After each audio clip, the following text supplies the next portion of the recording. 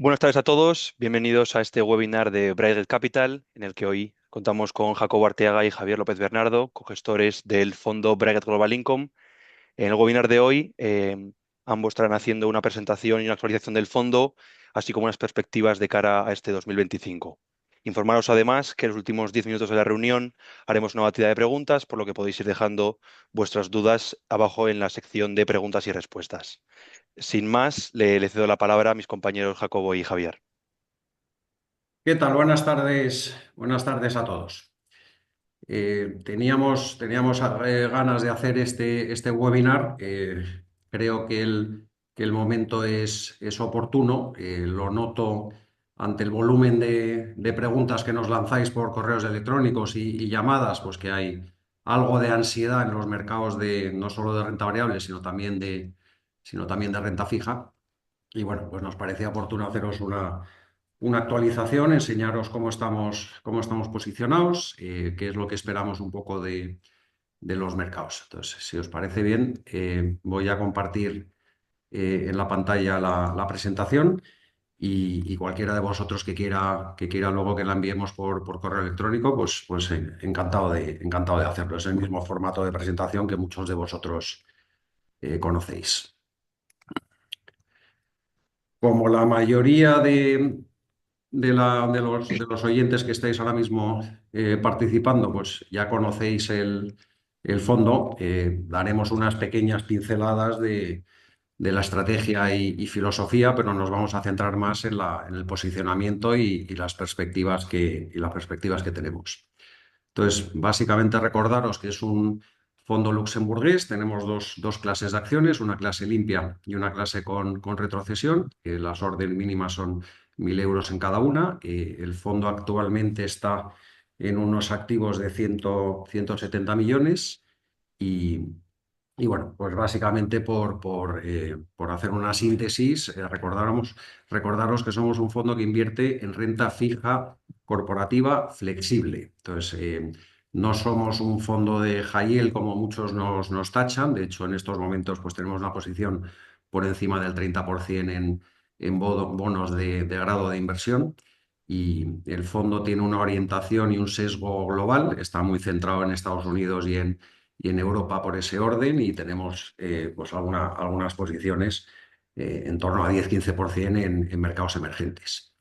De los tres riesgos que tiene la renta fija, que son el riesgo crédito, riesgo duración y riesgo tipo de cambio, siempre decimos bueno, que nosotros la batalla que nos gusta jugar es el riesgo crédito. Lo que nos dedicamos es a seleccionar créditos, y cuando estamos en gobiernos estamos como alternativa a liquidez, en gobiernos a corto plazo. No nos gusta jugar con la duración. Ese es el motivo por el que impusimos una restricción de estar con una duración inferior a 3 veces. Eso, bueno, se traduciría en vencimientos inferiores a 5 años. Y ese límite nos lo autoimpusimos porque no nos gusta tomar decisiones macroeconómicas a la hora de elegir bonos. Cuando tú juegas los tipos de interés, pues tienes que estar permanentemente tratando de deducir qué va a hacer la Reserva Federal. Somos de la opinión que ni ellos mismos saben lo que van a hacer dentro de 6 meses con los tipos de interés. Entonces creo que no aportamos nada nosotros tratando de anticiparnos a lo que hagan los bancos centrales o a movimientos geográficos o bueno, a disrupciones geográficas, políticas, etcétera. Eh, Alguien que juegue la renta fija de gobierno, pues tiene que estar tomando decisiones de si ahora invierto en un año italiano o francés o americano, o si estoy invertido en el 30 años. Nosotros no queremos tomar ese tipo de decisiones. Y respecto al tercer riesgo que he comentado, que es el de la moneda, no incurrimos tampoco en riesgos. Todo lo que no especulamos en ningún momento, y todo lo que invertimos en monedas distintas al euro, el fondo está denominado en euros, pues lo cubrimos mediante seguros de cambio o mediante futuros de monedas. El rating medio de la cartera sería W. Raramente bajamos por debajo del barro nos metemos en el barro de las triple Cs o de las B simples. Bueno, yo os diría que normalmente entre el 75 y 80% de la cartera pues, es Son compañías con rating de doble B, que es la parte alta de high yield, o con triple B, que es la parte baja de investment grade. Y el objetivo del fondo que pusimos, y esto no ha cambiado en la presentación, pues desde octubre del 2013, cuando lanzamos el fondo, es un fondo que pretende generar 300 puntos básicos por encima de los tipos de interés de la zona euro. Por supuesto, pues neto de los costes del fondo.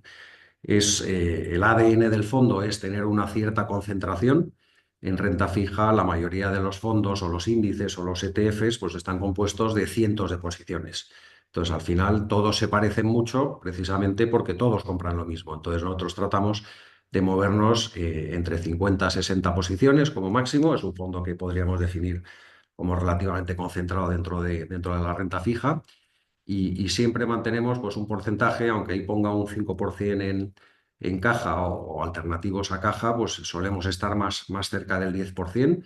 Eso implica tener un coste de oportunidad, especialmente estos años que hemos tenido tipos de interés negativos, pues ha sido un alto coste de oportunidad, pero es el margen de seguridad que queremos tener en el fondo. O sea, en la renta fija no solo exige gestionar el crédito de las compañías, sino también exige gestionar la liquidez del fondo. Vamos a, bueno, pues por hacer un pequeño resumen de los resultados que hemos tenido en los últimos años, bueno, pues destacar, bueno, pues este año pues es un año que ha empezado con bastantes turbulencias. Estamos otra vez bueno, pues con bastantes movimientos y volatilidad pues en los bonos a largo plazo, sobre todo. Y crédito corporativo, pues no se ha traspasado esa volatilidad que estamos viendo en la renta variable y en los 10 años de los distintos estados a los mercados de crédito. Están algo más tranquilos. Bueno, yo aquí, quizá vamos a verlo aquí comparativamente, que yo creo que es más ilustrativo. Este gráfico, aquí no hay trampa y cartón. Esto es lo que ha dado toda la renta fija del mundo, pues en los últimos años, desde el 2015. Entonces, básicamente, pues lo agrupo en los índices mundiales, norteamericanos, europeos y mercados emergentes. Y en cada una de esas zonas geográficas, pues podéis ver lo que ha hecho los aggregate, que serían pues una combinación de los bonos de tesoro de los países junto con los bonos corporativos de grado de inversión, lo que han hecho únicamente los bonos gubernamentales, lo que han hecho los corporativos de grado de inversión y lo que han hecho los bonos high yield. Entonces, bueno, pues aquí a largo plazo, viendo un poco en perspectiva, pues bueno, 2020 fue un año disruptivo para todos por el tema del COVID. Bueno, ya lo conocéis todos, la volatilidad que sufrimos pues todos los fondos. 2021 pues fue un año pues magnífico para nosotros. Recordar que fue un año, si miráis en general los índices, fue un año bastante pobre para la mayoría de los índices. Yo creo que la atribución de resultados o por qué conseguimos una rentabilidad tan significativa en ese año, pues fue porque supimos rotar bien la cartera durante el COVID y conseguir pues muchas compañías bueno, pues que eran investment grade, que eran triple B y que cotizaban a $50 o a un 50% de pérdida en los peores momentos. Supimos construir una cartera pues que nos dio réditos tanto durante el 2020 como el 2021. 2022, pues todos lo recordáis, pues, la mayoría con sangre y fuego. Fue un año pues tremendo. Es lo que, bueno, pues de esas cosas que pasan pues una vez cada muchos años, y es como consecuencia pues de las subidas agresivas que hubo de tipos de interés. Veréis que los bonos, tanto los bonos gubernamentales como los corporativos, pues sufrieron mucho. Nosotros tuvimos, bueno, pues un año, nunca voy a decir la palabra que tuvimos un año bueno cuando perdemos dinero, porque no nos gusta usar esa palabra, pero en valor relativo, pues tuvimos un año donde supimos defendernos pues muy por encima de los índices y competidores. Y ahí supimos rotar muy bien la cartera bueno, como consecuencia de esa rotación que hicimos, de tener bonos a corto plazo que habían perdido poco dinero y posicionarnos en bonos que habían sido castigados más, pues obtuvimos pues, resultados bastante significativos en el año 2020, 2023 y 2024, que hicimos prácticamente un 10% esos 2 años. No voy a entrar, bueno, deciros que aquí tenéis las rentabilidades a 1, 3, 5 y 10. El fondo ya va a hacer 13 años de historia, con lo cual ya podemos hablar de rentabilidades a largo plazo. Parece ópticamente que una rentabilidad a 10 años del 3,7%, bueno, pues pues puede sonar algo pobre. Si lo vemos desde un punto de vista de reversión a medias históricas, pues ha sido una década pobre, pero es que ha sido una década donde prácticamente 7 de los 10 años hemos tenido tipos en los países occidentales pues a cero o negativos. Al principio os hemos dicho pues, que el objetivo de este fondo era dar pues los tipos de interés de la zona euro más 300 puntos básicos. En esos 10 años, si hiciéramos una media del Euribor, pues estaría prácticamente en cero. O sea, hemos cumplido con ese objetivo. Recordaros un poco las pinceladas de qué hacemos y qué no hacemos en el fondo. Normalmente, cuando hacemos una primera reunión con clientes, pues aquí es donde más tiempo pasamos. Después de 13 años, nuestro objetivo no solo es gestionar bien, sino también, oye, mejorar como gestores. Aquí hay cosas que aparecen que no hacemos en el fondo, que lo hacíamos en el pasado y viceversa. Yo os diría que esto resume pues una trayectoria de muchos años gestionando renta fija, y en renta fija ya sabéis que esto se trata, es un mercado de retornos asimétricos. Si yo compro un bono que me va a dar un 6% en euros, pues ese bono tiene dos posibilidades: o que me dé una máxima ganancia del 6, que es la rentabilidad o el yield que he comprado, o que pierda el 100%. Esto no es como renta variable, aquí no tenemos un equity kicker que haga que podamos hacer un por dos o un por tres. Sin embargo, pues podemos perder el 100% al igual que un inversor de renta variable. Entonces, en renta fija siempre insistimos que aquí se trata de no cometer errores. ¿Vale? En los mercados de renta fija hay una frase que dijo Bill Gross, el ex CEO de Pinco, que dijo que los mercados de renta fija te pagan por asumir riesgos, no por llevar la razón. Entonces, aquí lo que nos obsesiona en el día a día es la primera frase. Nosotros en el fondo queremos incorporar activos cuyos riesgos estén correctamente retribuidos. Hay épocas de complacencia en el mercado, como pudo ser el 2019, última parte del año 2024, inicio del 2025, donde hemos visto excesiva complacencia y encuentras muy pocos créditos que te estén remunerando los riesgos en los que incurres. Cuando eso ocurre, no nos tiembla el pulso. Nos dedicamos a vender cosas que llegan a nuestros precios objetivos y nos ponemos en letras españolas al 2,2% o en bonos del Tesoro americano a un mes, pues al 4, algo por ciento. Bueno, nosotros no queremos estar permanentemente invertidos. Luego os enseñaré una gráfica con cuál ha sido la inversión media que hemos tenido en distintos periodos. Hay sectores que no hacemos. Yo os diría que la regla básica es que nos gusta tener, para no cometer riesgos, nos gusta tener bonos que tengan las compañías que haya detrás de esa deuda, sean ricas en activos. Si tú cometes un error en renta fija y una compañía que tienes en cartera entra en suspensión de pagos, lo que quieres es tener una tasa de recuperación alta. Al final, un bono es un contrato entre un acreedor y un prestamista. Entonces, al final, oye, esto es un contrato. Si no me puedes pagar el cupón o no me puedes pagar el valor del bono a vencimiento, pues tendrás que deshacer activos de la compañía para poder pagarme. Entonces, es indudable pues, que, oye, una compañía industrial pues, tiene maquinarias, tiene suelo, tiene edificios. Pues si una compañía industrial entra en suspensión de pagos, pues tienen activos detrás para poder liquidarlos. Una compañía que lo que es una franquicia de cadenas de supermercados que no tiene activos ni locales en propiedad, si esa compañía quiebra, su valor de recuperación o recovery value, como se conoce en la industria, pues es cero. Ese es el motivo por el que aparece aquí que no hacemos retail. No hacemos compañías de ingeniería que emitan deuda. ¿Por qué? Porque el activo de una compañía de ingeniería son los ingenieros y eso no es un activo monetizable. Bueno, cosas que ya os he comentado: duración, euro, bueno, mercados emergentes, pues luego lo comentaremos también. Hacemos únicamente mercados emergentes donde no exista un riesgo de moneda. Entonces, por enseñaros, antes de entrar en la cartera y enseñaros un poco el posicionamiento, os quería comentar pues, una reflexión, que es una pregunta que nos transmitís mucho, que es qué pensamos que pudiera dar la renta fija corporativa pues en los próximos años. Entonces, esto no es una pregunta fácil de contestar. O sea, históricamente, pues el inversor lo que quiere saber es si tiene que estar invertido en crédito o si tiene que estar invertido en estados, en bonos gubernamentales.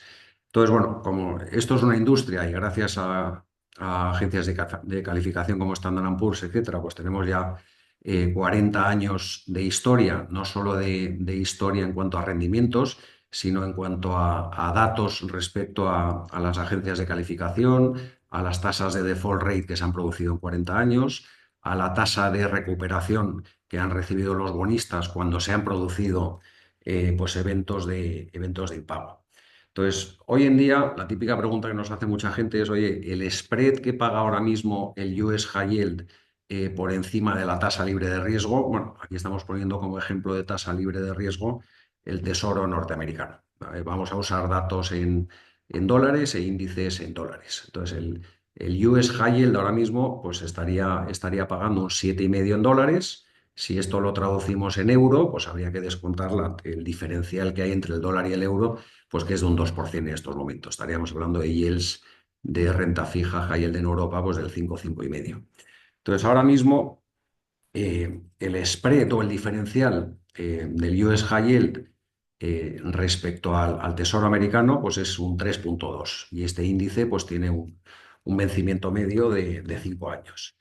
Entonces, vamos a ver, claro, este diferencial de 3,2 no tiene en cuenta los impagos. Entonces, es algo que tenemos que introducir en la ecuación. Entonces, si nosotros miramos históricamente cuál ha sido la tasa de impago del high yield norteamericano, pues vemos, oye, que de media históricamente pues ha estado en un 3,5% anual. Es decir, de cada 100 bonos que hay en la industria high yield, 3,5 compañías han impagado en los últimos 40 años de media. Luego, por otro lado, cuando una compañía impaga, no pierdes todo el capital. Pierdes únicamente, bueno, pues ahí tenemos que introducir el concepto de la tasa de recuperación. Entonces, de media, cuando se han producido impagos, pues la tasa de recuperación ha sido un 33%. Es decir, se ha generado una pérdida del 66%. Si aplicamos ese 66% al 3,5, pues nos da las pérdidas de crédito de -2,3 que se han producido de media en estos últimos 40 años.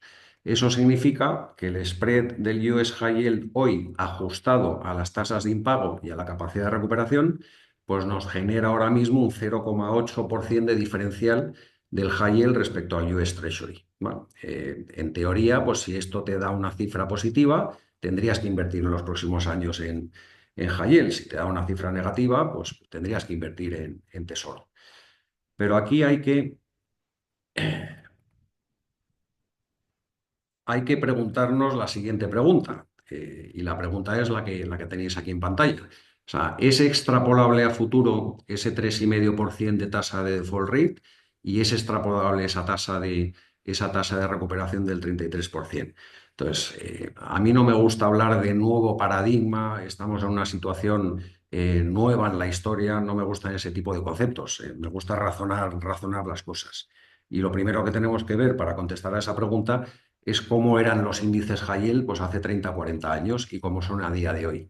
Entonces veréis que WBS, que es la parte de menos riesgo de los índices high yield, en aquel momento representaba 30%, hoy en día pues casi representa a niveles cercanos del 60%, 55-60%. Entonces, bueno, pues lógicamente este crecimiento en la ponderación de los WBS respecto a bonos de calificaciones más bajas, como son los Bs y triple Cs, pues esto nos da una primera indicación de que los índices hoy en día pues están compuestos de compañías pues con mucha más calidad de la que había históricamente. Y esto, Quizás aquí, Jacobo, mencionaría, pues, para que los oyentes tengan una idea un poco de la magnitud, las probabilidades de default a un año de un W, hombre, cambian mucho dependiendo si es un W más, W o W menos, pero quedaros con una idea de que están en torno al 1%, ¿de acuerdo? Mientras que ya las de las B menos están en torno a un 4%. O sea, aunque parezca que solo hay 2 o 3 noches de diferencia, la curva es exponencial y se multiplica por 4 por 5 las tasas de default en un año y medio, ¿no? Si las cosas vienen mal dadas, pues en momentos de crisis más, y si ocurre como en los últimos años, pues que los defaults han sido muy bajitos, las diferencias son menores, ¿no? Pero de media, haceros una idea que es un 3 o un 4% de tasas de default. Entonces, ahora la siguiente pregunta que nos tenemos que hacer es ¿dónde han ido todos esos emisores? Bueno, pues oye, el mercado ahora mismo de US High Yield, se ve aquí en pequeñito, perdona, sí, esto es el mercado global de High Yield, es un mercado de 1,3 trillones de dólares. Si miramos cuál era el mercado en 2015, hace 10 años, era un mercado de 1,3 trillones. O sea, no ha cambiado, no ha crecido el mercado de high yield en el mundo. Y esto, pues, suena un poco extraño. O sea, todos llevamos oyendo hablar bueno, pues que el volumen de deuda mundial pues, se ha multiplicado por mucho en los últimos 10 años. Sin embargo, la renta fija high yield no ha crecido. Sin embargo, veis pues que aquí hay un mercado que se llama leverage loans y hay otro mercado que se llama private credit. Leverage loans pues es en torno a 1,4 trillón, es mayor el mercado ahora mismo de préstamos apalancados en Estados Unidos que el mercado de high yield. Y el global crédito privado pues es un mercado de 2 trillones a nivel mundial, 1,2 en Estados Unidos. Entonces, el mercado de préstamos estos son préstamos que pasan a través de bancos, ¿vale? El mercado de deuda privada son contratos bilaterales entre, bueno, pues entre acreedores y deudores. Y estos no pasan por cámaras de compensación ni pasan por el sistema bancario. Entonces, en la tabla de la derecha vemos cuál es la tasa ahora mismo de default rate en el high yield, que está ligeramente por encima del 2. Sin embargo, empezamos a ver señales alarmantes del otro tipo de mercados. El otro tipo de mercados son mercados más opacos. Como muchos de ellos no pasan por una cámara de compensación o por un banco, pues realmente pues es difícil saber cuál es la cifra real. Pero aquí lo que estamos viendo, y esto es una conclusión que sacamos del gráfico anterior, es que hay muchos emisores que antiguamente se financiaban en los mercados de high yield, donde bueno, pues han encontrado otro mercado o otro nicho donde les prestan el dinero de una manera más fácil y sin hacer tantas preguntas y se han desplazado a ese mercado. Ese es un poco el razonamiento que pensamos, por el que pensamos que los mercados de high yield hoy en día pues, tienen menos riesgos de los que tenían hace 10 y 20 años. Entonces, claro, si tenemos en cuenta que bajo nuestro razonamiento, los mercados de high yield tienen menos riesgo que en el pasado, pues tendríamos que corregir esa tasa de impago del 3,5% que hemos mencionado antes. Y si ahora hay una mayor concentración de doble Bs que de B simple o de triple C, pues la tasa de recuperación pues no es la misma. Un doble B, normalmente la tasa de recuperación pues anda entre un 50 y un 60%, muy por encima de esta tasa, de este recovery ratio que os hemos dicho del 33. Y a partir de ahí, pues ahora ya que cada uno ponga el dedo encima en esa tabla de lo que considere. Entonces, bueno, pues si aquí en vez de una tasa de recuperación del 3,50, perdona, de una tasa de impago del 3,50 y una recuperación es el 0,88 de spread que partíamos de base, nos fuéramos pues a una tasa de default del 2 con una tasa de recuperación del 45, pues ahora mismo un índice high yield estaría dando un 2,06 o debería dar un 2% por encima de lo que pagarán el Tesoro americano pues, en los próximos años. Insisto que he querido decir y remarcar que esto es gestión pasiva. Esto es si tú te compras el mercado entero. Claro, luego estamos los gestores que dedicamos, pues, oye, pues gran parte de nuestro día pues, a estudiar las compañías y hacer una cartera más concentrada, precisamente para tratar de tener tasas de default rate por debajo de la que tendrían los índices y tasas de recuperación pues, por encima de la que tienen los índices. Entonces, bueno, nosotros pensamos, y un poco la conclusión de todo esto es que a pesar de que la gente tenga la sensación de que el spread ahora mismo del high yield versus el tesoro americano está apretado, estamos hablando de condiciones de comparación que no son las mismas. Nosotros consideramos que no está tan apretado y creemos que la tasa de default rate en los próximos años y en la próxima década pues va a ser bastante menor que lo que hemos visto en estos últimos años. Desde un punto de vista de el posicionamiento que tenemos en el fondo ahora mismo, bueno, pues el yield ahora mismo del fondo es de un 5,3, teniendo un 32% en bonos de grado de inversión. Lo normal cuando veamos oportunidades más adelante, si hay más eventos de volatilidad, es que vayamos traspasando pues, una gran parte de estas inversiones que tenemos en grado de inversión a, a lo que se llama high yield, a por debajo de grado de inversión. Entonces, históricamente yo os diría que el W pues, ha estado más cercano a 60 a 70% que el 37 actual que tenemos. Y luego veréis aquí abajo, bueno, veréis que como os comentábamos antes, pues rara vez bajamos por debajo de W. Cuando bajamos ahora mismo tenemos en B un 7% y en triple C tenemos un 1,4. Es porque tenemos una convicción en alguna compañía distinta a la opinión de las agencias de calificación, o es porque invertimos en un crédito que está localizado en una zona geográfica donde el rating esté limitado por el riesgo país. Entonces ya sabéis que cuando el riesgo país pues es B, pues si tú vas a Turquía, pues el riesgo de Turquía es B. Te puedes encontrar una compañía que tenga caja neta y que su rating sea B, porque no puedes tener más rating o hasta 1,2. O sea, si el rating del país es B menos, pues lo máximo que puede tener una compañía en Turquía sería B más. Serían 2 puntos en la escala por encima de lo que es el riesgo país. Y luego veréis que tenemos en compañías sin rating un 22%. No quiero que os alarméis con esto, o sea, la palabra non-rating o una compañía que no tiene rating no significa que tenga más riesgo o que sea más ilíquida. Vosotros pensar que del 100% de la deuda cotizada que hay en el mundo, el 80-85% no tiene rating. Es un mercado mucho más orientado al mercado institucional. Claro, esto es algo que no veis en la mayoría de los fondos, porque si tú te vas a un fondo de las grandes casas, pues oye, es un fondo investment grade, entonces no puede estar en non-rated. Un fondo high-yield, pues tiene que tener rating. Pero muchas de estas compañías, hay pues, muchísimas emisiones en el mundo que salen a 300 millones de deuda emitida, 500 millones, etcétera, que son compañías pues, que el comprador natural son instituciones, son planes de pensiones, etcétera. No hay un mercado retail detrás y no tienen, y bueno, pues oye, las agencias de calificación pues cobran un dinero importante por asignarte un rating, y normalmente estos bonos, pues, bueno, pues eso que no pagan a las compañías de calificación, pues lo están pagando vía mayores cupones. Si nosotros lo que nos dedicamos es a hacer estudio de crédito, pues es lógico que nos dediquemos a mirar el 100% de las compañías globales que cotizan, no solo el 15 o el 20% que tiene un rating asignado.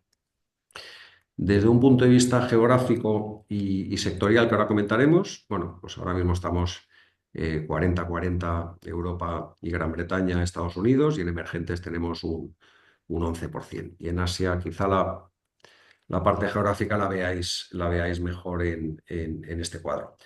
Dentro de mercados emergentes, antes he hecho un inciso. Solo invertimos en renta fija emergente, pero con una disciplina muy estricta. Y es que tenemos que invertir en compañías donde el riesgo de divisa no entre en la ecuación. Entonces, con esto, pues por poneros un ejemplo muy sencillo, pues una compañía que se dedica, pues una minera de cobre en Perú. Pues imaginaros, pues es una compañía que se puede permitir se puede permitir el lujo de emitir deuda en dólares porque todo ese cobre lo va a exportar fuera de Perú y por tanto va a recibir ingresos en dólares. Entonces aquí lo que se trata es que esa compañía machea la deuda que emite en dólares con los ingresos, y no hay un riesgo de devaluación de la moneda peruana. Pues esto sería pues, un productor de petróleo en un país emergente, una empresa de transporte marítimo pues, que tenga fletes internacionales, pues una compañía brasileña de proteína cárnica. Ese es el tipo de compañías que nosotros compramos en mercados emergentes. Desgraciadamente, pues hay pocas, con lo cual el mercado emergente para nosotros pues es, bueno, suele haber ponderaciones pequeñas porque no existen muchas compañías con esta casuística. Una compañía en la que no invertiríamos, pues imaginaros pues una cadena de supermercados en Indonesia, pues ahí le venden y cobran en moneda local. Entonces, si ellos emiten deuda en dólares y cobran en moneda local y la moneda del país se deprecia un 50% con el dólar o un 100%, como hemos visto en Turquía en los últimos años, pues te compromete mucho el balance de una compañía. Y bueno, eh, dentro de la composición sectorial, os hemos comentado que invertimos en compañías que tengan muchos activos que tengan un porcentaje muy grande de activos físicos y de activos que son materializables pues, en sus balances. Entonces es lógico pensar pues, que, bueno, pues que hay sectores que infraponderamos por naturaleza. Consumo discrecional, pues, sería esas cadenas de supermercados que hemos comentado antes, sería consumo cíclico, por llamarlo un poco más en la terminología española. Consumo discrecional, pues perdón, consumo no cíclico, pues son compañías que tienen muchos más activos. Energía, pues oye, tienen plantas, tienen activos físicos detrás. Compañías industriales. Al final, temas de regulados no hacemos, temas de tecnología, pues rara vez hacemos. La tecnología es algo que lo dejamos para los fondos de renta variable. Pues real estate son compañías que tienen activos detrás. Entonces, siempre veréis que tenemos una sobreponderación grande respecto a la composición de los índices de crédito corporativo. Javier, vamos a hablar un poco de la cartera. Si quieres, entra tú, que te estoy quitando tu protagonismo. Vamos a hablar un poco de Pues, los bonos y de las últimas adquisiciones que hemos hecho, pues para que veáis las oportunidades que, a pesar de que hay unos mercados que han estado o que están relativamente caros, pues hoy encontramos cosas. pues muchas gracias, Jacobo. Y voy a empezar con esta slide, que bueno, muchos de vosotros viendo quiénes estáis en la conferencia, pues ya las conoceréis. Ya sabéis que normalmente tenemos posiciones como mucho el 3,5, el 4%, nunca hemos llegado a tanto podríamos. Teóricamente, o sea, el fondo recordad que al final es ILFIT si no tenemos limitaciones más allá de las famosas ILFITs, ¿no? Del 5, 10, 40, pero nos gusta gestionar el fondo como muchos de vosotros ya sabéis, pues de una manera que consideramos prudente, ¿no? Las principales posiciones, si empiezan a pesar ya más de un 2, tienen que ser empresas que realmente estemos muy cómodos con ellas y generalmente pues veis que están todas en el espectro de las triple Bs. Las dos primeras son empresas que vosotros ya conoceréis, llevamos con ellas invertido pues aproximadamente un año y medio, las compramos a finales del 2023 cuando hubo una mini crisis de bonos flotantes. Bueno, muchos de vosotros no conocéis la mini crisis porque, bueno, hay que ser un friki de la renta fija y estar en esto todos los días. Pero bueno, a finales del 23 los bonos flotantes se sobrevendieron porque todo el mundo quería coger duración por las previsibles bajadas de tipos del 2024 y bueno, pudimos comprar bonos de estos al 7 al 8%. Muchos de estos bonos ya los hemos vendido porque al final ya las oportunidades y lo que pagan son mucho menos atractivas. Pero por ejemplo, el primer bono ahí que veis, TransCanada, bueno, una empresa tiene los monopolios de los gasoductos y de los oleoductos allí en Canadá, ¿de acuerdo? De hecho, es casi más una utility regulada, tiene retornos regulados, ¿no? Es un negocio con cero riesgo de negocio, por así decirlo, en el sentido no tienes competidores, no tienes nada. Y, y es un bono pues, que sigue pagando un 5,3, ¿no? Muchos de vosotros pensaréis que tampoco es un retorno súper atractivo, pero recordad que en euros es lo que ya pagan un índice de high yield, ¿no?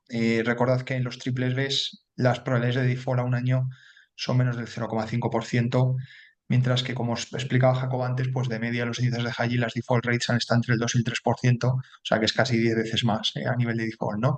Textro es un poco más de lo mismo, ya la conoceréis, es un conglomerado industrial, empresa bien gestionada, ROEs por encima del 10%, tiene poca historia. Y luego ya un poco más abajo veis pues nuestras posiciones en financieras. Recordad pues que en el 2023 pudimos aprovechar la ventana de oportunidad para aumentar nuestras exposiciones a empresas financieras, que era algo tradicionalmente que no habíamos hecho. Este fondo siempre, como os explicaba antes, Jacobo había tenido un poco más el énfasis en empresas industriales y las pocas cosas financieras que habíamos hecho, pues las habíamos hecho aquí en Europa, ¿no? Desde el 2023 la verdad es que hemos hecho un trabajo bastante intensivo, yo os diría que es donde hemos dedicado la mayoría de nuestro tiempo en los últimos 2 años, con diferencia en el fondo, y es a construir un universo de inversión de empresas financieras, sobre todo en Estados Unidos. De acuerdo que es os diría yo que es un universo bastante mejor que el europeo y más rico. Primero, las empresas están mejor gestionadas. Ahora os voy a contar, si queréis, el caso de SLM brevemente. Y después es más rico en el sentido, tienes más variedad. Aquí en Europa lo que tenemos pues, son los típicos bancos plain vanilla, los bancos universales, que todos conocéis grandes, y aseguradoras plain vanilla también, y para usted de contar, ¿no? En Estados Unidos, en cambio, pues tienes una gran variedad de instituciones que tienen negocios muy, muy diferentes, ¿no? Mencionaba aquí el caso de SLM, que es junto con Bankinter, las dos posiciones más grandes que tenemos en la parte financiera. Bueno, SLM es el principal prestamista en Estados Unidos, en el vertical de préstamos a estudiantes, ¿no? Es un nicho súper rentable. Al final, aquí estás prestando contra gente, pues, de muy alta calidad, porque generalmente están avalados por sus padres, ¿de acuerdo? Y en Estados Unidos, la particularidad que tiene el segmento privado de préstamos a estudiantes, el segmento privado solo representa menos del 10% de la financiación total, ¿de acuerdo? La mayoría de los estudiantes o se lo pagan con el dinero de sus padres o de su propio bolsillo. Después van a alternativas federales, después piden becas, y finalmente, si nada de eso les resulta, pues acaban financiando lo que les queda. Son importes de media entre 4.000 o 5.000 dólares, para que os hagáis una idea, ¿no? Cuando las matrículas son mucho más elevadas, de 30 y tantos mil, 40.000, 50.000 dólares, ¿no? Entonces, a los estudiantes, por esa pequeña cantidad, no les interesa entrar en situaciones de default, porque al final es una mancha crediticia que se te queda para el resto de tu carrera, ¿no? Entonces, es un mercado estructuralmente bueno, es un mercado estructuralmente concentrado. En los últimos años ha habido instituciones como Wells Fargo y Discover que se han salido de este, de este nicho, y tradicionalmente los bancos que operan en este vertical pues tienen rentabilidades sobre los fondos propios del 25%, ¿no? O sea, una absoluta barbaridad. Comentar, Javier, que la rentabilidad que os aparece aquí en pantalla del 3%, esto no es real, esto es una acción preferente y Bloomberg siempre da, bueno, esto está linkado a Bloomberg y siempre hay problemas con las preferentes. La rentabilidad, el yield en euros, toda esta columna que veis son rentabilidades en euros después de seguros de cambio. O sea, la mayoría de estos bonos están en dólares. Cuando os ponemos que TransCanada da un 5,3 en euros, significa que el bono da un 7,3 en dólares, menos 200 puntos básicos del seguro de cambio. SLM está por encima del 6 o casi cercano al 7% en euros, 6,5. De hecho, es de las pocas posiciones que todavía no hemos vendido. Desde que compramos, lo que os decía, toda la cartera en el 2023, pues adquirimos otros dos bancos extraordinarios, que eran Emanti Bank, uno banco regional, uno de los bancos regionales más grandes que hay en Estados Unidos, con sede en Buffalo, y el otro Discover Financial, que es uno de los mayores emisores de tarjetas de crédito en Estados Unidos, que, bueno, de hecho la hemos vendido el mes pasado, porque al final ambos se quedaban con rentabilidades del 4 y pico, y consideramos que no tenían mucho sentido, ¿no? Y por lo demás, bueno, esas son no sé si son las principales 20 posiciones. Esta slide que os acaba de poner Jacobo en pantalla son las últimas adquisiciones que hemos hecho. Es un mercado, como os decía Jacobo, que, bueno, estamos encontrando cosas, pero estamos relativamente cautos. La verdad es que los mercados de nuevas emisiones nos están dando mucho mejor oportunidades que los mercados secundarios. Los mercados secundarios, como sabéis, y como os he explicado ahora, pues fueron un poco el énfasis que tuvimos durante el 2022, 23 y 24. En el 2022 estaba todo cayendo fuertemente. El mercado primario se congela, y entonces, bueno, pues donde estás encontrando oportunidades en el mercado secundario. En el año 2023 tuvimos por las oportunidades luego como escantada de los bonos flotantes y de las empresas financieras, ¿no? Y este año, en cambio, bueno, pues estamos afilando más el lápiz. ¿Por qué lo digo? Porque al final los mercados primarios efectivamente te pagan una prima, pero recordad que muchas de estas empresas no es tanto un riesgo de liquidez, que es lo que muchos de vosotros podéis pensar. Para nosotros, como siempre, es un riesgo de crédito, ¿no? Muchas de estas empresas a lo mejor tienen un track record bastante, bastante más corto, ¿de acuerdo? Y al final solo te muestran 3 o 5 años de estados financieros, con lo cual nosotros tenemos que saber muy bien lo que estamos comprando, o bien porque, bueno, o conocemos muy bien el sector, o porque al final, pues, el bono, pues, tiene un colateral fantástico. Por ejemplo, si empezamos por el final, el caso de Pembroke, esta es una minera de carbón metalúrgico en Australia. Como veis ahí, bueno, pues está en la Bowen Basin, que es una de las cuencas, pues mejores de toda Australia. Estás cerca de los puertos, y al estar cerca de los puertos, pues al final los costes logísticos de mover todo ese carbón a tus principales clientes, que están en Asia, Japón, India y Corea, ¿no? Pues al final eres capaz de producir a costes más bajos, ¿no? El carbón que produce Pembroke, que es uno de los mejores carbones que hay a nivel mundial, está, si veis un poco la curva de costes que os presenta la compañía en su presentación, ¿no? Inversores, pues veis que está en el primer cuartil de la curva de costes. ¿Por qué ha salido a este yield tan elevado? Que diréis, joder, un yield del 9%, pues en euros, ¿no, Javier? Pues es bastante elevado. Bueno, varias razones. Pembroke es el segundo bono que emitió un bono. Con este nuevo bono han ido a repagar el antiguo. Pero sobre todo aquí hay dos consideraciones, ¿no? La primera es en un sector que está pues denostado, todo lo que tenga que ver con carbón, aunque sea carbón metalúrgico, aunque sea pues un carbón necesario para producir el acero, ¿no? Y no sea el carbón térmico, pues hay muchos mandatos pues que no pueden invertir en ellos, ¿no?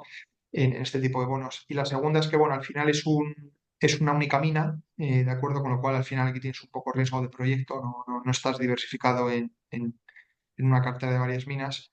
Y después, bueno, es una mina que le están ampliando. Es una mina a cielo abierto. Las minas a cielo abierto, bueno, pues para que sepáis, tiene un riesgo de construcción bastante menor de lo que tienen las minas subterráneas. Y además, por otra parte, una gran parte de la infraestructura que ya tienen, toda la parte del tren, por ejemplo, toda la parte del lavado del carbón, pues ya la tienen construida, ¿no? Con lo cual, al final, el riesgo de expansión de la mina, que es para lo que nos están pidiendo el dinero, nosotros consideramos que era extraordinariamente bajo, ¿no? Esta es una de las últimas adquisiciones, estamos muy contentos porque creemos, como decía Jacobo, que aquí, pues, efectivamente, pues al final siempre que inviertes en commodities tienes riesgos, pero al final tienes la mina como colateral, que es una mina extraordinaria. Ha habido bastante money en esta cuenca en activos de carbón, con lo cual son propiedades deseadas, de acuerdo, y al final, bueno, pues están siendo retribuidos por ese riesgo que estamos asumiendo, ¿no? Un poco más arriba tenéis Deneo. Bueno, Deneo es una compañía que llevamos invertidos, no sé, desde el año 2018, 2019, Jacobo, no sé si te acuerdas tú, pero vamos, llevamos muchísimo tiempo. Era tradicionalmente una compañía que tenía solo activos en la región del Kurdistán. Ahora es una empresa que la mayoría del valor lo deriva de activos del Mar del Norte. Es una empresa que tiene un balance pues con una deuda extraordinariamente baja, ¿de acuerdo? La mayoría de los activos que tiene están en la zona noruega. Recordad un poco que aquí en el Mar del Norte, los últimos activos, en los últimos años a los productores británicos pues les han puesto los impuestos especiales como motivo de la guerra de Rusia y en el año 2022 pues el petróleo llegó a tocar 120, $130 y los británicos, como son muy originales, pues les dio por poner un impuesto extra. Todos estos, Deneo no tiene ese problema con los activos, ¿de acuerdo? Es un activo, es un productor, bueno, que con un Brent a 50, 50 y tantos hace break-even, ¿de acuerdo? Y bueno, tiene un balance súper conservador. Al final lo veis, pues que al final el yield que paga pues es sustancialmente menor al que sería Pembroke. Al final este es un activo, es un emisor que lleva en los mercados de capitales 20 años, para que os hagáis una idea, ¿no? Si os vais un poco más arriba, MPC Container Ships eh, es una empresa de portacontenedores, ¿de acuerdo? Estos tienen buques, que sepáis que el negocio de transporte de mercancías por mar, ya sean mercancías a granel o portacontenedores, es un negocio absolutamente desastroso. Muchos de vosotros sabéis que a nosotros no compraríamos un equity en ninguna de estas empresas ni actos de vino, pero como al final tienes un colateral, un hard asset, como os explicaba Jacobo, que además es muy líquido y en el cual hay transacciones, al final invertir en shipping, en compañías de transporte marítimo, desde el punto de vista de la renta fija, ha sido uno de los mejores sectores, curiosamente, ¿no? O sea, es un sector pésimo para los accionistas, pero muy bueno para los bonistas y para los equipos directivos, que también se ganan la vida pues, por hacer estas cosas muy bien, ¿no? Bueno, este es un sector que conocemos muy bien, pero llevamos desinvertidos unos 4 años aproximadamente. Recordad que durante el COVID todas estas empresas pues, tuvieron unos cash flows extras por todos los problemas en las cadenas de suministros. Todas estas empresas se desapalancaron, no tuvieron que acudir a los mercados de capital para financiarse. Y bueno, estamos viendo en los últimos meses varias empresas de un poco de este pelaje. Hemos comprado dos de ellas, ¿de acuerdo? La verdad es que están todas saliendo pues, a loan to values muy razonables del 30%, es decir, el valor actual de los barcos, que como os digo, tienen cotizaciones casi diarias, pues más o menos, pues la deuda es el 30% de ese valor, con lo cual estamos bien cubiertos, ¿no? Y al final, bueno, pues estás comprando yields entre el 6 y el 7% en euros, ¿no? Que nos parecen bastante atractivos. MPC opera en la parte de, como veis ahí en los comentarios, en la parte feeder. Los feeders son al final barquitos más pequeños, pueden transportar unos 5.000 contenedores de media y generalmente es un nicho del mercado que es menos propenso a sufrir los vaivenes que sufren sus hermanos más grandes, ¿no? Es un nicho un poco más protegido y bueno, y tiene poca más historia. Y después ya, Comentar, bueno, iba a recalcar que todas estas compañías que veis y el resto de la cartera que tenemos en el fondo, quiero destacarlo porque hoy en día el mercado está inundado de compañías que emiten deuda y que hay un sponsor, hay un propietario que es un fondo de private equity detrás de esa compañía. Y esto es un punto importante porque es que todos los días recibimos nuevas emisiones de compañías, oye, que apetece mucho comprarlas porque pagan unas rentabilidades muy importantes. Pero es que detrás, bueno, pues nosotros tenemos vetados. O sea, para nosotros es un red flag estructural que un grupo de private equity pues, participe en estas compañías. Porque estas compañías, como las compañías de private equity no son capaces de venderlas, tienen que hacer su negocio, pues se dedican a hacer lo que se llama el dividend recap. Es decir, te lanzan una emisión de deuda de 300 millones de euros y se pagan un dividendo ordinario los accionistas, pues a veces del 100% o a veces del 60-70% y el otro 30-40% pues lo mandan a General Corporate Purposes o a, bueno, pues a otros. Entonces nosotros no estamos aquí para prestarle dinero a otros para que se paguen su dividendo. Lógicamente, pues esas compañías suelen ser compañías que generan cash flows importantes y que son capaces de repagar esa deuda mediante generación de cash flow en los próximos años. Pero todo esto es en condiciones normales de mercado. Ya nos gustaría ver qué va a pasar en este mercado cuando desaparezcan esas condiciones normales de mercado. El otro día, sin ir más lejos, salió una cadena hotelera en Canarias bueno, que emitía por primera vez en el mercado 200 millones de euros de un bono y donde tenían la cara de pagarse el 100% en dividendos, el grupo de private equity detrás. Entonces, quería hacer este pequeño inciso. esas cosas obviamente no las hacemos. Y, y bueno, bueno, nos quedan 10 minutos, Jacobo. Yo no sé si quieres que Sí, pasemos un poco más quizás a las preguntas, ¿no? De la gente, si queréis animaros a dejar ahí las preguntas que tengáis, ¿de acuerdo? Y yo creo que puede ser más interesante quizás, ¿no? Que, sí, únicamente comentaros, quería comentar esta gráfica donde en el eje de la derecha podéis ver el porcentaje de caja del fondo y en el eje de la izquierda pues veis el yield del fondo en naranja, el yield histórico en euros, en gris sería el yield del US, bueno, del mercado high yield norteamericano en euros y en negro pues sería el mercado de crédito. Entonces, bueno, lo que comentábamos antes de gestión activa de la caja. Veréis que siempre suele haber pues en torno a un 10% de caja en el fondo y nos movemos pues entre un 10 y un 20% en función de oportunidades. Cuando los bonos, nosotros no ponemos precios objetivos, lo que ponemos son yields mínimos que le pedimos a a la cartera. Y eso no es una norma que se cumpla en cualquier situación del ciclo. Hay épocas donde exigimos que un bono en euros pues pague, o sea, que un bono nos deje en euros pues un 3% y hay veces que le exigimos que nos deje un 7%. Depende, es un criterio subjetivo que tenemos Javier y yo y depende de las condiciones de mercado. Cuando no encontramos bonos que nos paguen esos criterios mínimos que exigimos, o tenemos bonos en cartera que ya han llegado a esos niveles de yield que marcamos de tasa de corte, pues vendemos esas posiciones y nos quedamos en caja. Bueno, pues pues, pues si quieres, Íñigo, Sí, pasa las preguntas, dinos así un poco lo que hay por ahí y vamos tirando. bueno, alguno de nuestros invertidos nos comenta que enhorabuena por vuestros resultados, es el mejor fondo de renta fija de largo que tengo en la cartera, así que bueno, empezamos con eso. Luego, por otro lado, nos preguntan, si bien no hacéis Ya no macro, sigas, no sigas ya, ya nos ya lo quedamos. dejamos ahí. Nos preguntan, si bien no hacéis macro, entiendo que lo que está ocurriendo en el mundo no es ajeno. ¿Qué cambios se han hecho en la cartera como consecuencia de lo que está pasando en el mundo? Por ejemplo, aranceles o rearme europeo. Bueno, si quieres estar cojo yo, Jacobo, pues la verdad sí. es que os sorprendería, pero no mucho. Al final nosotros al final reaccionamos en función de precios, en el sentido de eh, reaccionamos más a los precios de los bonos individuales, ¿no? Que a cada una de las historias. Por ejemplo, os voy a poner un ejemplo. La empresa que quizás tengamos más exposición en sentido negativo a los aranceles es General Motors, que habréis visto que ha salido en la prensa y tal y cual, ¿no? Bueno, es una empresa investment grade, ¿no? Es una empresa muy rentable, los aranceles les puede afectar, obviamente sí, ¿no? Eh, Aquí hemos considerado varias cosas, ¿no?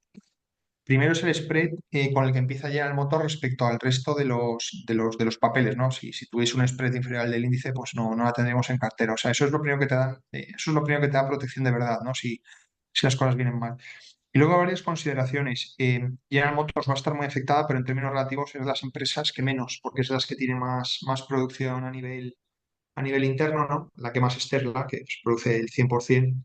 Luego vendría Stellantis, Ford, no sé si Hyundai también está por ahí y General Motors, ¿no? Al final esto es un tema relativo, ¿no? Los volúmenes. Vamos a ver primero si los aranceles en qué quedan dentro de un par de días, en el día de la liberación, a ver qué anuncia, porque todas estas cosas no se saben, pero al final esto es un juego relativo, ¿no? O sea, al final hay empresas que van a estar mucho más impactadas y vamos a ver si deciden, pues, ellos asumir el impacto de los aranceles o no, ¿no?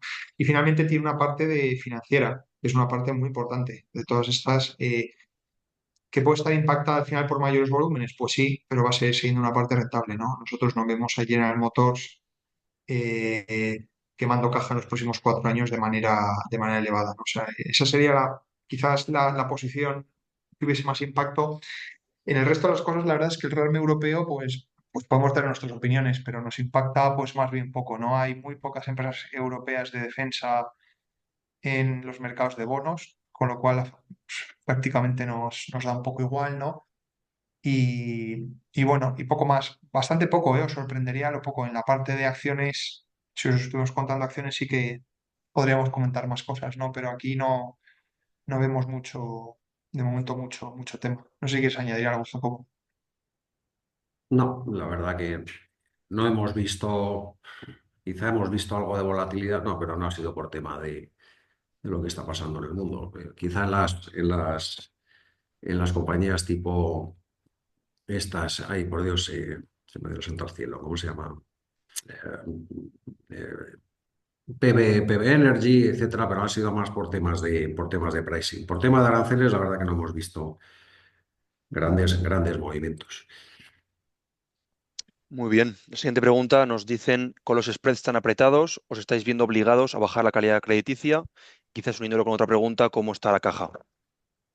Los spreads están apretados. Antes os hemos hecho un razonamiento de por qué pensamos que no están tan apretados. Lógicamente, mantener nuestras rentabilidades históricas, nuestro objetivo es dar los tipos de interés de un país más 300 básicos. Eso ahora mismo es un 5. Si nos fijamos en las rentabilidades que hemos dado en los últimos 2 años, que han sido cercanas al 10% cada uno de los años, pues categóricamente no son replicables en el escenario que tenemos ahora mismo. Entonces, la cartera ahora mismo la tenemos, bueno, pues teniendo una calificación crediticia, pues mejor que un índice de high yield, estamos dando la misma rentabilidad o un poquito por encima de high yield. Cuando hemos hablado de las principales posiciones en el fondo, os hemos enseñado ahí arriba varios bonos que son investment grade, que están pagando por encima de 5 en euros. Entonces, yo os diría que la cartera está más preparada pues a que ante movimientos disruptivos pues no nos peguemos pues una pérdida significativa, que a tratar de buscar rentabilidades pasadas que ni muchísimo menos estamos persiguiendo. Entonces, siempre digo que todos los años hay uno o dos eventos de volatilidad en el mercado. Aun en los años más tontos y más aburridos, siempre hay volatilidad. O geográfica o sectorial, en alguna zona del mundo donde se generan oportunidades, y solemos estar muy atentos, bueno, pues a ese tipo de oportunidades. Y bueno, pues Pero bueno, sí, la respuesta a la pregunta es categóricamente no. No estamos bajando la calidad crediticia de la cartera. Lo hemos aprendido de otras veces. En el año 2019 éramos más aventureros y no funcionan las cosas. Es que además el costo de oportunidad es un tema matemático muy sencillito, ¿eh? El costo de oportunidad de estar invertido fuera por un par de puntos de caja hoy, por un poco más de yield, no compensa. O sea, no, por eso tenemos un 20% en caja, ¿no?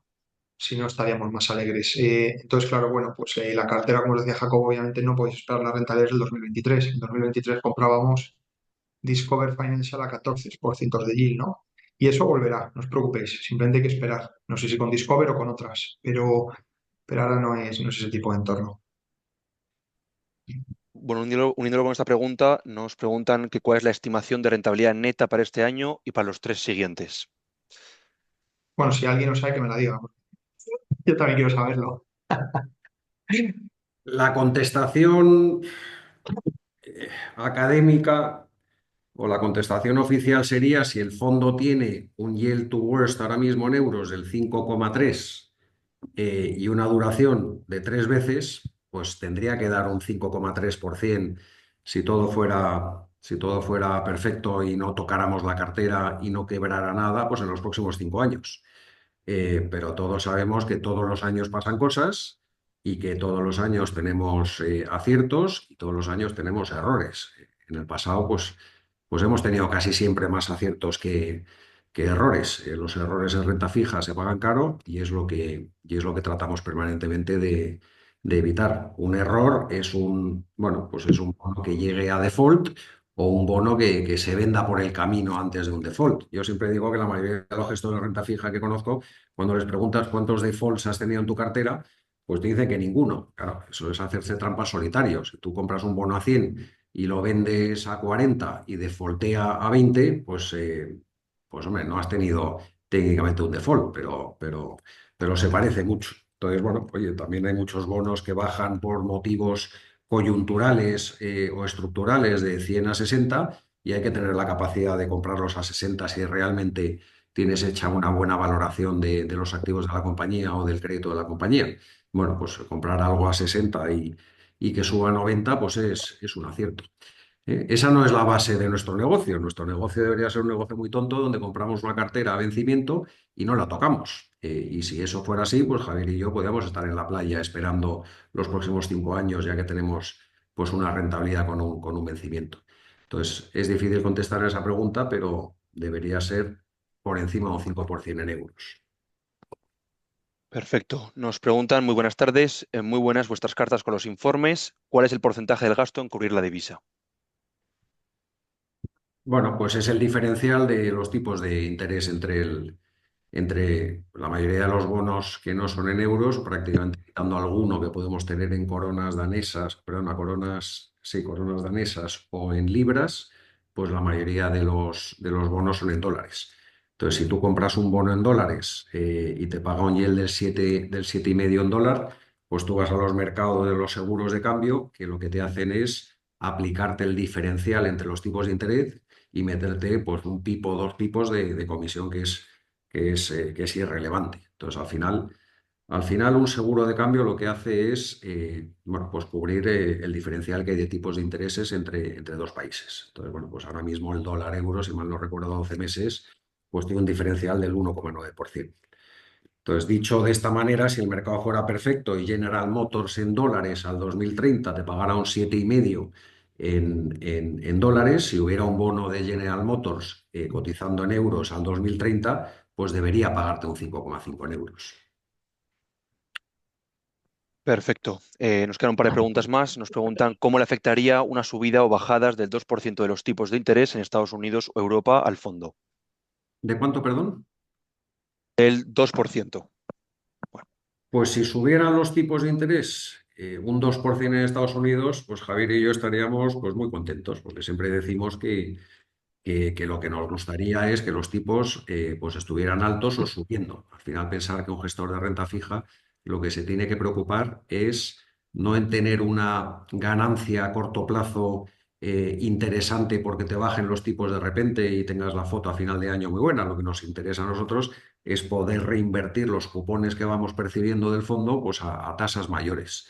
Entonces, aunque una subida de tipo de interés tendría teóricamente y académicamente, si tenemos una duración de 3 lo que viene a decir es que ante un punto de subida de los tipos de interés, nuestra cartera debería perder un 3%.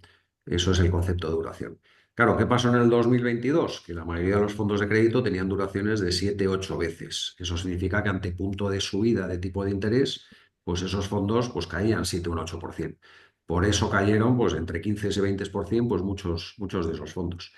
Nosotros tuvimos en una pérdida, bueno, pues extrapolar tu pregunta a lo que nos pasó en el 2022, bueno, pues los tipos tuvieron, pues no recuerdo de memoria, 2,5%. ¿Cuánto llegó el tipo máximo en Europa? Al 3 aproximadamente, viniendo de cero, tuvimos un 3,9 de pérdida. Bueno, pues oye, pues la duración nos afectó. En aquel momento no teníamos 3 de duración, teníamos 1,8, 1,9 y luego están los cupones que íbamos percibiendo. Entonces, no nos mires, no nos mires como un fondo con una sensibilidad alta a los tipos de interés. Míranos como selectores de crédito y yo creo que nos tenéis que medir bueno, por hacer correctamente esa selección.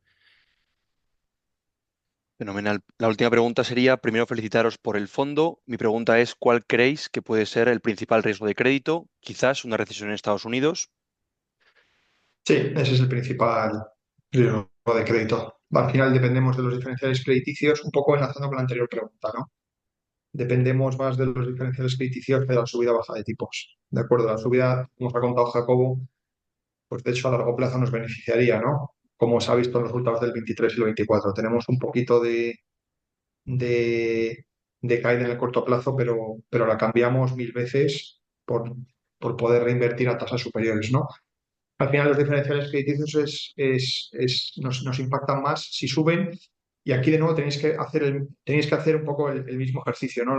El impacto de los diferenciales crediticios es igual que el impacto en la subida de tipos, es un one-off. Pasa una vez y ya ha pasado, ¿de acuerdo? Entonces, si ese impacto se va desarrollando durante varios años, imaginaos, por ejemplo, ¿no? Al final nosotros ese impacto lo vamos amortiguando, ¿no? Pudiendo reinvertir los tipos a cada vez tasas más altas, ¿de acuerdo? Si vienes una crisis, pues tienes, tienes un impacto a través de los diferenciales crediticios y después, por supuesto, en la salud de tus compañías, ¿no? Que es al final lo que nos preocupa más, ¿no? Habría muchas maneras, no podemos, o sea, es absolutamente imposible, ¿no? Ver qué tipo de recesión podríamos tener, ¿no? En el año 2022, fijaos que no hubo ninguna recesión, fijaos el impacto que hubo en diferenciales, en subidas de tipos, en todos, ¿no? Entonces, puede venir de tantos colores.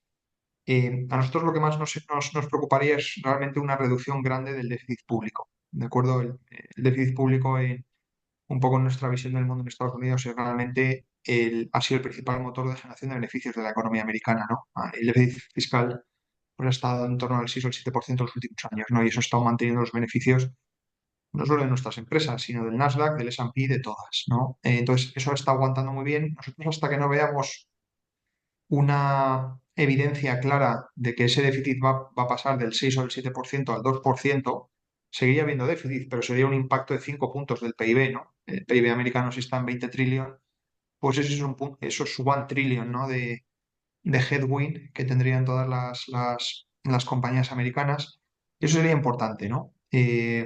Hasta que no tengamos evidencia de eso, pues la verdad es que el impacto de los aranceles no nos vais a creer, pero nos da un poco igual, ¿de acuerdo? Porque es un impacto que, bueno, curiosamente tendría un impacto mayor en la economía mexicana y en la economía canadiense, ¿no? Que tienen ahora mismo déficits fiscales mucho, mucho menores.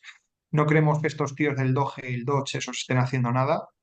Van de ahí de una agencia para otra y al Fornox y al otro sitio dándose un paseo. Les están pagando ahí unos vuelos cojonudos por todo Estados Unidos.